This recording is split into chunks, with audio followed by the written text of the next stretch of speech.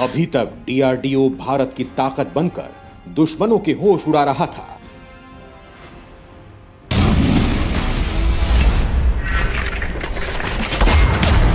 अब रक्षा क्षेत्र में प्राइवेट सेक्टर में भी आ गया है दुश्मनों की नींद उड़ाने।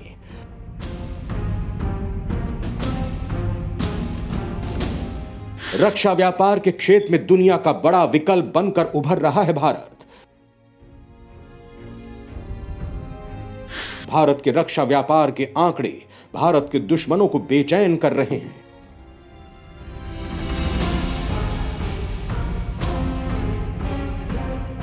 दोस्तों, कभी वो वक्त भी था जब भारत अपनी रक्षा जरूरतों के लिए केवल विदेशों की ओर देखता था। भारत में डिफेंस प्रोडक्शन के नाम पर जो कुछ भी किया जा रहा था वो भारत की जरूरतों के हिसाब से बेहद कम था।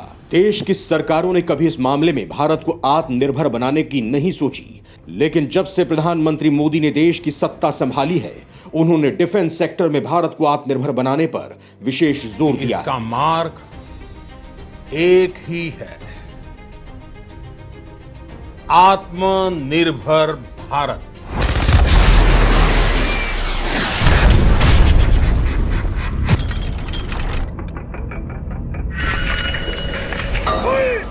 वो चाहते हैं कि भारत को रक्षा के मामले में किसी की ओर ना देखना पड़े। इसके साथ ही भारत की ये योजना है कि भारत रक्षा व्यापार में बड़ा विकल्प बनकर उभरे, क्योंकि रक्षा व्यापार में बड़ी संभावनाएं हैं। दुनिया के शक्तिशाली देशों की मजबूत अर्थव्यवस्था का बहुत बड़ा आधार डिफेंस ट्रेड ही है। प्रधानमंत्री मोदी के आने के बाद भारत रक्षा व्यापार में उतर भी गया है। भारत की अत्याधुनिक मिसाइल ब्रह्मोस की रक्षा बाजार में खासी डिमांड है। भारत ने चीन के दुश्मन वियतनाम को ब्रह्मोस मिसाइल देकर चीन को पहले ही झटका दे दिया है। इसके अलावा भारत की पृथ्वी मिसाइल समेत फाइटर जेट तेजस की भी डिमांड बहुत ज्यादा है। दोस्तों, आप सोच रहे होंगे कि रक्षा व्यापार में भारत का स्थान क्या है, भारत किन किन देशों को रक्षा निर्यात करता है।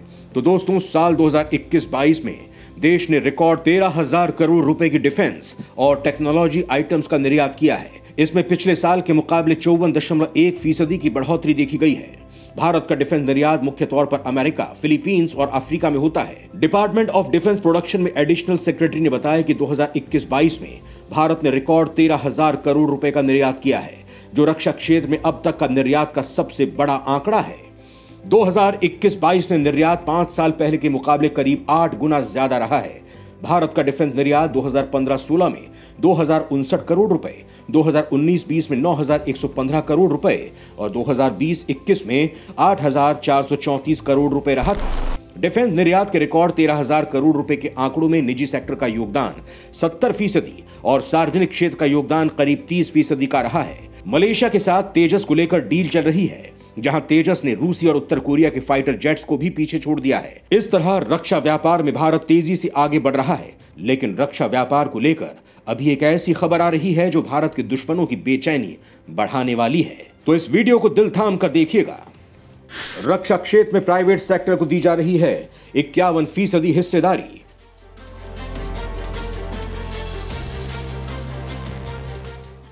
प्राइवेट सेक्टर भारत के लिए बनाने वाला है बेहद घातक हेलीकॉप्टर। दोस्तों, आत्मनिर्भर भारत अभियान को बढ़ावा देने के लिए सैन्य हार्डवेयर क्षेत्र में रक्षा मंत्रालय ने प्राइवेट सेक्टर को मेजॉरिटी हिस्सेदारी के साथ पब्लिक सेक्टर यूनिट के साथ सहयोग करने और आवश्यक वेपन सिस्टम बनाने की इजाजत देने के लिए रक्षा अधिग्रहण प्रक्रिया मैनुअल में संशोधन का फैसला लिया है। मंत्रालय के अधिकारियों के मुताबिक इसका परीक्षण भारतीय मल्टी रोल हेलीकॉप्टर के डेवलपमेंट और मैन्युफैक्चरिंग में किया जाएगा। इस हेलीकॉप्टर को रूसी हेलीकॉप्टर Mi-17 और Mi-18 से बदलने की योजना है। रिपोर्ट के मुताबिक प्राइवेट सेक्टर के सहयोग से बनाए जाने वाले इस IMRH का वजन 13 टन का होगा और इसका भारतीय सशस्त्र बलों में हवाई हमले, anti submarine, anti ship, military transport और VVIP रोल के लिए इस्तेमाल किया जाएगा। यह समझा जा रहा है कि भारतीय प्राइवेट कंपनी ने पहले ही इस परियोजना में हिस्सा लेने के लिए अपनी उत्सुकता जताई थी और रक्षा मंत्रालय ने उन्हें अगले 7 सालों में इसके निर्माण का निर्देश भी दिया है। इससे पहले फ्रांसीसी सफ्रान ने 8 जुलाई को भारतीय HAL के साथ एक समझौते पर हस्ताक्षर भी किए ताकि इंडियन नेवी समेत IMRH इंजन का डेवलप, प्रोड्यूस और सपोर्ट के लिए एक नए ज्वाइंट वेंचर कंपनी बनाई जा सके। अधिकारियों के मुताबिक प्राइवेट सेक्टर की कंपनियों को अपने उत्पादन का 25% निर्यात करने और देश के लिए विदेश मुद्रा अर्जित करने की इजाजत होगी। भारतीय सशस्त्र बलों को विकसित IMRH खरीदने के लिए कहा गया है, जिसे अगले 7 सालों में लागू किया जाना है। प्राइवेट सेक्टर की कंपनियों ने रक्षा मंत्रालय से आश्वासन मांगा है कि भारतीय सशस्त्र बलों को तब भी IMRH खरीदना चाहिए अगर अगले 5 वर्षों में समय सीमा और पैसे बचाकर उसका निर्माण किया जाता है।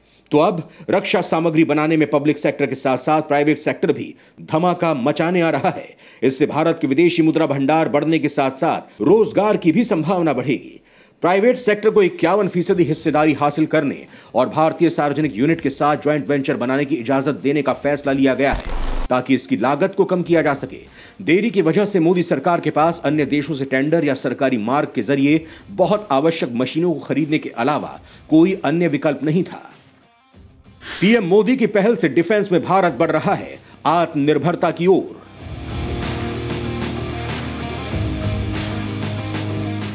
सरकार की इच्छा शक्ति की वजह से डिफेंस में लगातार बढ़ रही है देश की ताकत। IMRH के अगले 5-7 सालों में शुरू होने की उम्मीद है। इस बीच भारतीय सेना खेमे में इस साल के अंत तक भारत का अपना पहला anti submarine warfare Swarovski MH-60R शामिल होने की उम्मीद है। हालांकि 2 से 3 हेलीकॉप्टर पहले ही यूएस में सैन डिएगो नेवल स्टेशन द्वारा भारतीय नौसेना को प्रशिक्षण उद्देश्यों के लिए सौंपे जा चुके हैं। 21 हेलीकॉप्टरों की शेष डिलीवरी जल्द ही दोनों देशों द्वारा हस्ताक्षरित $2.3 बिलियन अमेरिकी डॉलर के फरवरी 2020 सौदे के मुताबिक शुरू होगी। सवाल ये उठता है कि आखिर देश अभी तक रक्षा क्षेत्र में आत्मनिर्भर क्यों नहीं हो पाया।